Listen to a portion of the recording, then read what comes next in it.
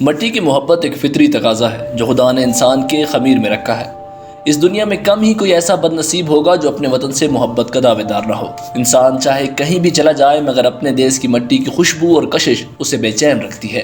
مگر جب آپ کا وطن بھی ماند عدن ہو اور اس پر مستضاد یہ کہ آپ کے بدترین دشمن کے تسلط میں ہو تو کوئی کیوں کر خاموش رہ سکے گا؟ وطن کی محبت کیوں نہ جوش ماریں گے؟ سرفروش کیوں نہ جان کی بازی لگائیں گے؟ بلکہ ایسے وطن کی مٹی تو جنم ہی سرفروشوں کو دیتی ہے۔ تو آج ہم بات کریں گے ایسے ہی ایک سرفروش یاسین ملک کی۔ وہ اپنی سرفروشی کی داستان کا آغاز یوں کرتے ہیں: میری قوم غلام ہے۔ یہ بات مجھے اس وقت محسوس ہوئی جب میں چھوٹا سا بچہ تھا۔ ہمارے علاقے میں انڈین آرمی جب ریڈ لگا رہی تھی تو اس کے ساتھ موجود ڈرائیور نے شراب پی ہوئی تھی۔ اس نے مقامی لوگوں کو گالیاں دی تو کسی نے اس کو تھپڑ رسید کر دیا۔ اس کے بعد شام کو انڈین آرمی آئی اور پورے علاقے کے لوگوں کو مارنا پیٹنا شروع کر دیا۔ لوگوں کے مویشی خانوں، مرغی خانوں اور دکانوں کو جلا دیا۔ میں چھوٹا سا تھا اور ڈر کی وجہ سے پاس ہی ایک کیبن میں چھپ گیا۔ میری زندگی باقی تھی، میں بچ گیا، ورنہ میں بھی جل کے خاکستر ہو چکا ہوتا۔ اس کے بعد چھوٹی سی عمر میں مجھے احساس ہوا کہ میری قوم آزاد نہیں بلکہ غلام ہے۔ یہ وہ دن تھا جس نے اس حریت پسند رہنما کو ایک سکھ اور آرام کی زندگی گزارنے کے بجائے اپنی قوم کی آزادی کے لیے ایک باغیانہ زندگی بسر کرنے پر مجبور کر دیا۔ جموں کشمیر لبریشن فرنٹ کے چیئرمین یاسین ملک 3 اپریل 1963 کو سری نگر کے گنجان آباد علاقے میں ایک غریب گھرانے میں پیدا ہوئے۔ ان کے والد کا نام غلام قادر ملک تھا۔ یاسین ملک نے اپنی گریجویشن ایس پی کالج سری نگر سے مکمل کی۔ 2009 میں یاسین ملک نے مشال حسین ملک سے شادی کی جو کہ امریکی نژاد پاکستانی ہیں۔ وہ ایک آرٹسٹ، پینٹر، جدوجہد آزادی کے لیے سرگرم خاتون اور امن کی سفیر ہیں۔ ان کا تعلق ایک تعلیم یافتہ اور کامیاب خاندان سے ہے۔ ان کے پاس بیک وقت پاکستان اور انڈیا کی قومیت ہے۔ مارچ 2012 میں ان کے ہاں ایک بیٹی پیدا ہوئی جس کا نام انہوں نے رضیہ سلطانہ رکھا۔ یاسین ملک کی زندگی میں علامہ اقبال کی شاعری اور امام غزالی کی تحریروں کا خاص اسلوب نظر آتا ہے۔ یاسین ملک نے ابتدا ہی سے انڈین سیکورٹی فورسز کے تشدد کو اپنی آنکھوں سے دیکھا۔ یاسین ملک کم سنی میں ہی علیحدگی پسند صفوں میں شامل ہو گئے تھے اور 1980 میں انہوں نے اور ان کے ساتھیوں نے تالا کے نام سے ایک انقلابی جماعت بنائی جس کا مقصد جموں و کشمیر کو بھارتی تسلط سے آزاد کروانا تھا۔ 13 اکتوبر 1983 میں شیر کشمیر اسٹیڈیم سری نگر میں انڈیا اور ویسٹ انڈیز کے درمیان ہونے والی عالمی ایک روزہ کرکٹ مقابلے کے دوران انڈین مخالف نعرے بازی اور پتھراؤ کے الزام میں یاسین ملک کو کئی ساتھیوں سمیت گرفتار کر لیا گیا اور مزید الزامات یعنی نیشنل کانفرنس کے اقدامات میں خلل ڈالنے اور مقبول بٹ شہید کی پھانسی کے خلاف احتجاج کرنے کے جرم میں کئی ماہ تک نظر بند رکھا۔ رہائی کے بعد 1986 میں انہوں نے تالا پارٹی کا نام تبدیل کر کے مسلم اسٹوڈنٹ لیگ رکھا۔ اس وقت یاسین ملک اس پارٹی کے جنرل سیکرٹری تھے۔ مسلم اسٹوڈنٹ لیگ نوجوانوں کی ایک اہم تحریک بن چکی تھی۔ اس کے اہم اراکین اشفاق، مجید وانی، جوید میر اور عبدالحمید شیخ۔ 1987 کے انتخابات کے دوران یاسین ملک کی قیادت میں مسلم اسٹوڈنٹ لیگ نے مسلم یونائٹڈ فرنٹ میں شمولیت اختیار کی۔ اسلامک اسٹوڈنٹ لیگ نے کوئی نشست نہیں لڑی کیونکہ یہ آئین پر یقین نہیں رکھتے تھے، لیکن اس جماعت نے سری نگر کے تمام حلقوں میں MUF کے لیے مہم چلانے کی ذمہ داری لی۔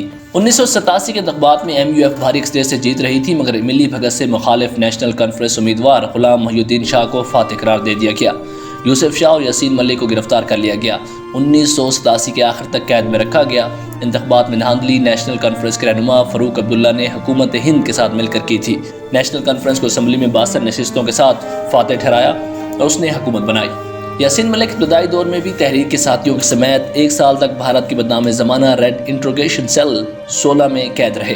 جیل سے رہائی کے بعد یاسین ملک آزاد کشمیر منتقل ہو گئے جہاں انہوں نے مسلح تربیت حاصل کی اور 1979 میں جموں کشمیر لبریشن فرنٹ کے بنیادی رکن کے طور پر وادی کشمیر میں واپس آئے اور ریاست جموں کشمیر کی آزادی کو اپنا اولین ہدف قرار دیا۔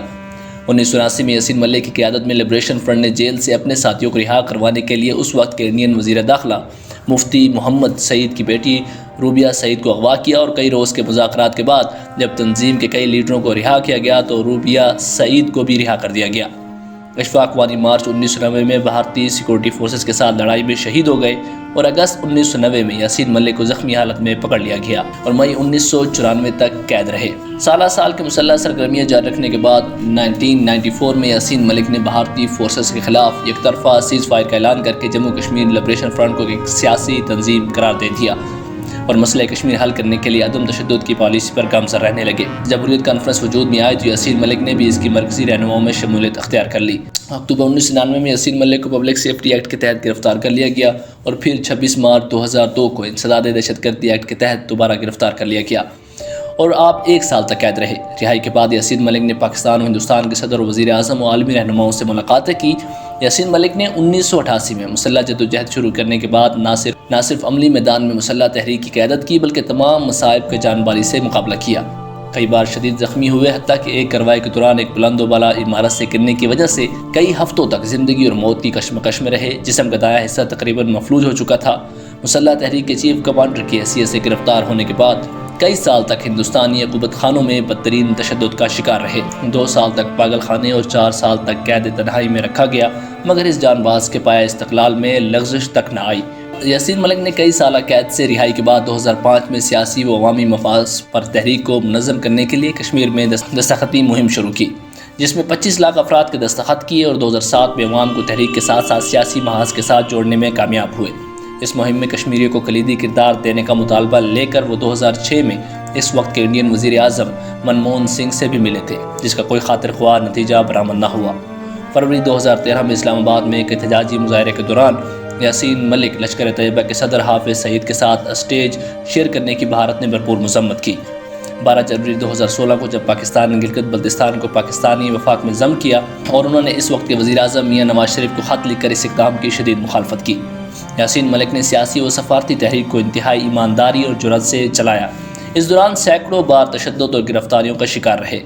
ہزاروں قریبی رشتہ داروں، دوستوں اور ساتھیوں کے جنازے اٹھائے، لیکن یاسین ملک نے جموں کشمیر کی آزادی و خود مختاری کی جدوجہد پر مصائب حالات کے باوجود ذرا برابر سمجھوتہ نہ کیا۔ 22 فروری 2019 میں یاسین ملک کو ایک بار پھر گرفتار کر لیا گیا اور یاسین ملک اور ان کے ساتھیوں پر 25 جنوری 1990 کو راولپورہ سری نگر میں ہندوستانی فضائیہ کے 40 اہلکاروں پر حملہ کرنے اور 4 اہلکاروں کو قتل کرنے کے الزامات لگائے گئے۔ یاسین ملک کو روبیہ سعید کے اغوا اور اس کے نتیجے میں 5 عسکریت پسندوں کے تبادلے کے مقدمے کا سامنا تھا۔ 2007 میں NIA نے مختلف علیحدگی پسند رہنماؤں کے خلاف دہشت گردی کی فنڈنگ کا مقدمہ درج کیا، جس میں 2019 میں دائر کی گئی چارج شیٹ میں یاسین ملک اور 4 دیگر افراد کو نامزد کیا گیا۔